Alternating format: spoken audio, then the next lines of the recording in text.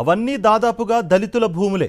పారిశ్రామిక అవసరాల కోసం సేకరిస్తున్నాం అనడంతో స్థానికంగా అందరికీ ఉపాధి లభిస్తుందనే నమ్మకంతో ఎంతోమంది రైతులు భూములిచ్చారు.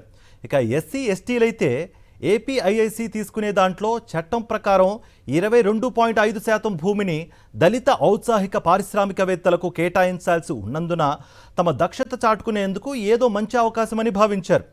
నమ్మే అసైన్ భూములను అప్పగించారు. కానీ చంద్రబాబు సర్కార్ ఏం చేస్తోంది? విలువైన ఆ భూములను అప్పనంగా ప్రైవేట్ వ్యక్తులకు అప్పగిస్తోంది. దళిత యువ పారిశ్రామికవేత్తల ఆశలను నీరుగారుస్తూ పారిశ్రామిక పార్కుల ముసుగులో భూ పందేరానికి తెరతీశారు చంద్రబాబు. పారిశ్రామిక పార్కుల ముసుగు తొడిగి దళితుల నుంచి తీసుకున్న భూముల్లో రియల్ ఎస్టేట్ దందాకు తెరతీశారు. Land incentive for tech hubs policy పేరిట ఇప్పటికే విశాఖలో వేల కోట్ల రూపాయల విలువైన భూములను రియల్ ఎస్టేట్ సంస్థలకు అప్పరంగా అప్పగించేసిన చంద్రబాబు సర్కార్ ఇప్పుడు ఎంఎస్ఎంఈ పార్కుల ముసుగులో రాష్ట్ర వ్యాప్తంగా ఏపీఐఐసి భూములను ప్రైవేటు వ్యక్తులకు దారదత్తం చేసేందుకు రంగం సిద్ధం చేసింది. AP policy for establishment of private industrial parks with plug and play industrial infrastructure 2024-29 policy పేరిట ప్రైవేటు వ్యక్తులకు భూములను అప్పగించేందుకు ఏపీఐఐసి బిడ్లను ఆహ్వానించింది. పీపీపీ విధానంలో 22 ప్రైవేటు పార్కుల కోసం అస్మదీయులకు ఈ భూములను అప్పగించనున్నారు.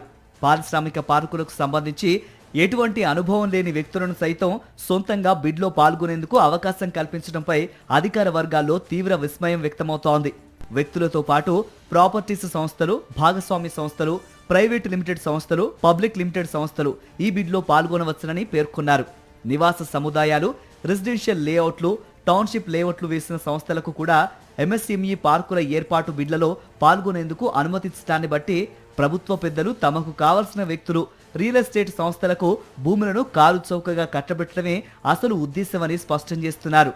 పారిశ్రామిక పార్కుల్లో కన్వెన్షన్ సెంటర్లు, విద్యా సముదాయాలు, ఆసుపత్రులు, హోటల్స్, షాపింగ్ మాల్స్, ఎంటర్టైన్మెంట్ సెంటర్ల నిర్మాణానికి అనుమతిస్తున్నారంటే దీని వెనుక ఉన్న రియల్ ఉద్దేశాలు అర్థం చేసుకోవచ్చన్న చర్చ జరుగుతోంది. బిడ్లు ఆహ్వానించడానికి 2026 జనవరి 19 చివరి తేదీగా నిర్ణయించారు.